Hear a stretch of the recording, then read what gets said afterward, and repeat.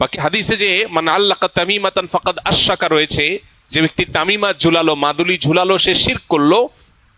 এখানে এই শ্রেণীর ওলামা ইকরামের মত হলো এই হাদিসের দ্বারায় বিভিন্ন প্রতিমাদের নামে যে তামিমা ঝুলানো হতো বা তামিমাকে আলাদা কোনো প্রভাবশালী মনে করে তামিমা বা মাদুলি ঝুলানো হতো, সেটার কথা বলা হয়েছে।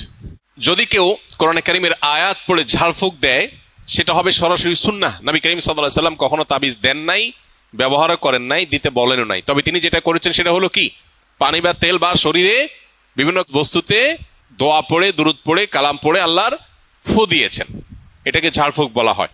এটা হলো সুন্নাহ। আর বাকি কোরআনে কারীমের আয়াত এবং কোরআন হাদিস বর্ণিত দোয়া দিয়ে যদি শুধুমাত্র তাবিজ ঝুলানো হয়, যারা পড়তে পারে না, অসুবিধা হয়, তাহলে সেক্ষেত্রে এটাকে ওলামা ইকরাম জায়েজ বলেছেন। অনেক ওলামা ইকরাম জেনারেলি সব ধরনের তামিমাকেই নাজায়েজ বা নিষেধ বলেন। তবে নিরাপদ হলো সুন্নাতে থাকা, অর্থাৎ ঝাড়ফুঁকের মধ্যেই থাকা।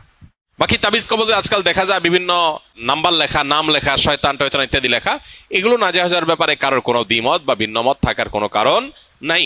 অনেকে অনেক বিভিন্ন রকমের ওই যে কাঠের গুড়ি, চামড়া ইত্যাদি কেটে ঝুলায় রাখে, এটা লাগালে উপকৃত হবে, এরকম একটা বিশ্বাস থাকে। এটা বৈজ্ঞানিকভাবে বা অভিজ্ঞতা দ্বারাও প্রমাণিত না, আবার কোরআন হাদিসের আলোকে প্রমাণিত না। বিধায় এই বিষয়গুলো সন্দেহাতীতভাবে কুসংস্কার। কোরআন তেলাওয়াতের আনন্দ পাই না, কি করলে তেলাওয়াতের আনন্দ পেতে পারি? প্রিয় দর্শক, কোরআনে কারীমের তেলাওয়াত করতে গিয়ে আমাদের ভালো লাগা কাজ করে না, এটি সন্দেহাতীতভাবে আমাদের ইমানের দুর্বলতার একটি প্রমাণ।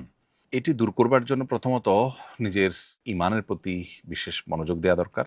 আমাদের ইমানের অপরিহার্য পাঠ বইটি বা এই জাতীয় আরও কোনো বই পড়ে ইমান সম্পর্কিত ইলম অর্জন করা এবং আল্লাহর কুদরতগুলোর সাক্ষী হওয়া, সেগুলোকে গবেষণা করা দরকার। বিশেষভাবে কোরআনে কারীমের অর্থ ব্যাখ্যা বোঝার যদি আপনি চেষ্টা করেন, ইনশাআল্লাহ আপনি কোরআনে কারীমের তেলাওয়াতের স্বাদ এবং তৃপ্তি লাভ করতে পারবেন। মৌলিকভাবে ইবাদতের স্বাদ বা তৃপ্তি কমে যায় মানুষের গুনাহের ফলে। বিধায় গুনাহ থেকে বেঁচে থাকার চেষ্টাও আমাদের বিশেষভাবে করতে হবে এবং তৃপ্তি লাগুক বা না লাগুক নিজের মনের বিরুদ্ধে চলার মতো মানসিকতা আমাদের মধ্যে তৈরি করতে হবে। আমার মন কোনো কিছু পছন্দ করলে আমি করব, ভালো না লাগলে আমি করব না, এটা হলো প্রবৃত্তির পূজা। এটা আল্লাহর গোলামি বা দাসত্ব হয় না। একজন মানুষ নিজের প্রবৃত্তির পূজা করে সে কখনো দুনিয়া বা আখেরাত কোথাও সে সুখী হতে পারে না। এজন্য নিজের প্রবৃত্তি বা নিজের কুপ্রবৃত্তি, নিজের মনের যে অন্যায় চাওয়া আছে সেগুলোর অনুকরণ করা যাবে না, বরং সেগুলোর বিরুদ্ধে আমাদেরকে আত্মসংগ্রাম চালাতে হবে। পরিবারকে সাথে নিয়ে গৃহাভ্যন্তরে নামাজ আদায়ের ক্ষেত্রে নারী একামত দিতে পারবে কিনা?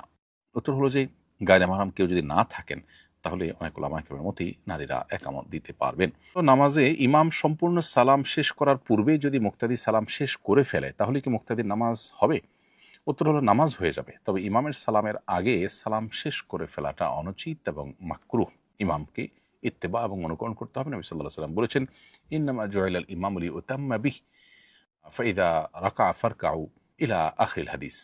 ইমাম দেয়া হয়েছে, নির্ধারণ করা হয়েছে, ধার্য করা হয়েছে অনুকরণ করবার জন্য। বিধায় তিনি যখন কোনো আমল করবেন তখন তোমরা সে আমল করবে, অর্থাৎ ইমামের আগে করবে না।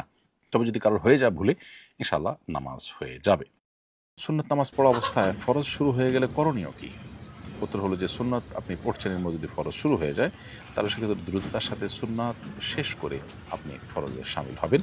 যদিও এক্ষেত্রে হাম্বলি ফকিগণ বা সৌদি আরব উলামা ইকরামগণ বলেন যে না, নামাজ ছেড়ে দিয়ে আপনি জামাতে শামিল হবেন। অবশ্য তারাও বলেন একদম শেষের দিকে হলে নামাজ শেষ করে তারপর শামিল হওয়া, একদম শুরুর দিকে হলে ছেড়ে দিয়ে শামিল হবে তারা বলেন। তবে উলামা আহনাফ বলেন, আল্লাহ তাআলা বলেছেন লা তুবতিলু আমালাকুম, তোমরা তোমাদের আমল বাতিল করে দিও না। এই জন্য দ্রুততার সাথে শেষ করে হলো সেখানে গিয়ে শামিল হওয়া। আর প্রথমত উলামা ইকরামের বক্তব্য হলো ইযা উকিমাতিস সালাহ ফালা সালাতা ইল্লাল মাকতুবা, যখন নামাজের একামত হয় তখন ফরজ ছাড়া অন্য কোনো নামাজ চলে না। তো মতপার্থক্য থাকলেও বিশুদ্ধতর মত হলো যে নামাজ ভাঙবেন না, বরং দ্রুততার সাথে যতটুকু সম্ভব শেষ করে তারপর আপনি ফরজ নামাজে শামিল হবেন। তাছাড়া নামাজের নিয়ত করার আগে খেয়াল রাখতে হবে যে কতক্ষণ সময় আছে।